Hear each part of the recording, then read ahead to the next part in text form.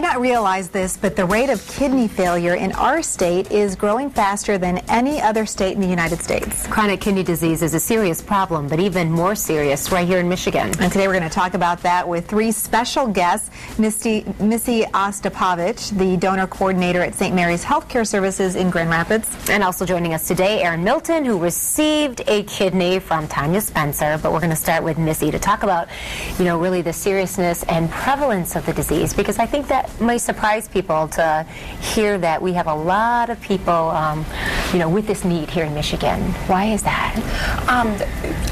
Michigan has a 1 in 8 rate for chronic kidney disease, compared to the nation as 1 in 9. Wow. And I believe that it's probably various factors that are going into combination with a high family genetic history, and then in combination with no exercise and a poor diet. We're seeing the chronic kidney disease on the rise. So a lot of those combination of factors, but at St. Mary's you really are pioneers in helping to address this situation. Tell us about what you're doing. We are. We're hoping to give people another option. Chronic kidney disease in its end stage form, there's only 2 options to continue living, and it's dialysis or it's transplant. Oh my goodness. Okay, so you've actually, at the Transplant Center at St. Mary's, you have done a lot of these procedures. Tell us about that and really how you facilitate, matching people up and, filling this big need that's here. Mm-hmm. Yes, we've done 1,786 transplants as of Monday since 1973.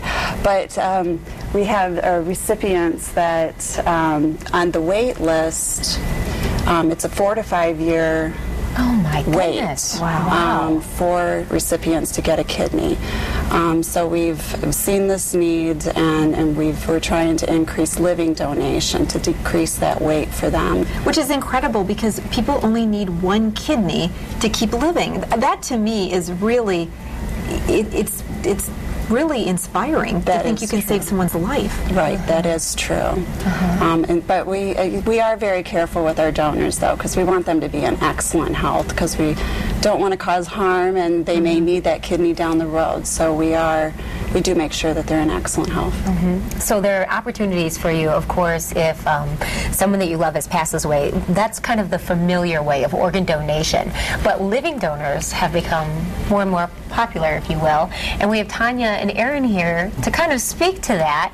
Tell us about your story, and really, maybe we start with Aaron and your journey. Okay, well, it's been a long time. I've been on the kidney list for 5 years, and I started dialysis in September, so I was on that for 5 months. So I had a regular checkup and for the specialist, and he came and told me I had an anonymous donor, and I was just shocked and blessed. And Tanya, how did you come to be the donor for Aaron? You didn't know him. I didn't. I had read an article in the Grand Rapids Press that there was a need for living donations, and contact St. Mary's, and so I got in contact with Missy over here, and they ran a battery of tests, and I was matched up with Aaron, and we completed the procedure on January 31st of this year. Wow. So it's only been a couple months since this took place, and really to be able to meet each other and have this experience and become friends, how has that really changed your life? And obviously yours has changed in a big way. Yeah, I'm just blessed, to meet, people like her. Her whole family is just great, and I had a chance to meet her mom and dad and her husband, and my family was there, so my wife and my family, and it was just a true blessing, and very important people in our lives right now.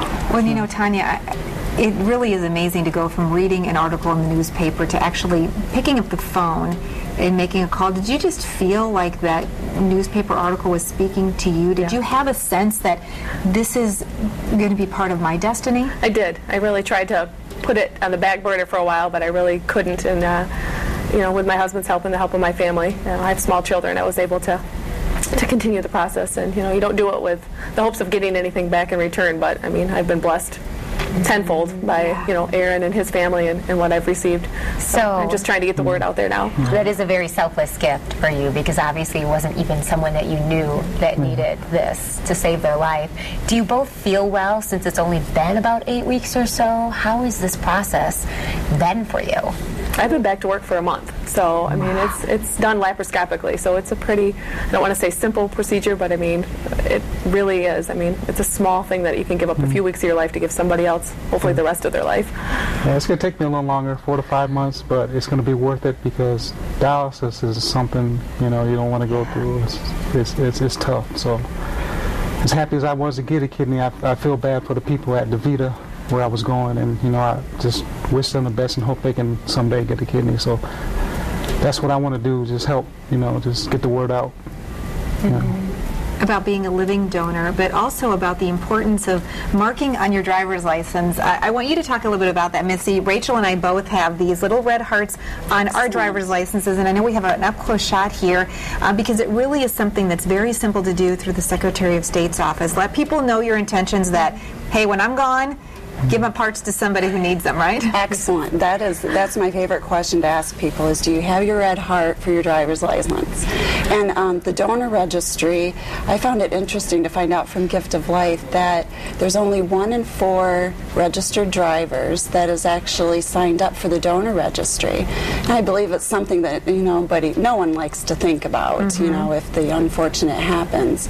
But it's really a decision that you can make to prevent your family from making those kind of decisions someday, and you can help up to 8 people with the organs, and then many, many more with tissue donation. So, and it takes about 2 minutes to go to the website giftoflifemichigan.org and say that you want to be a donor, and they'll send you your red heart sticker.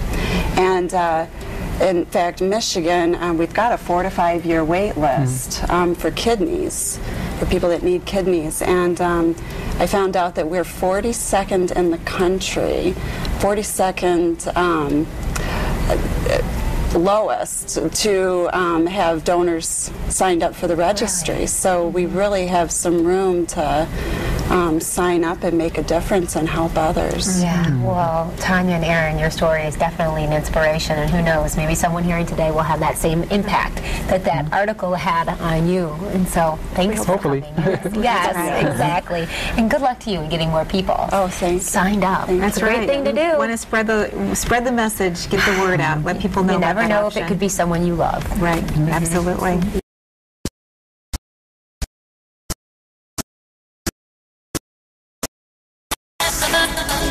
Are you West?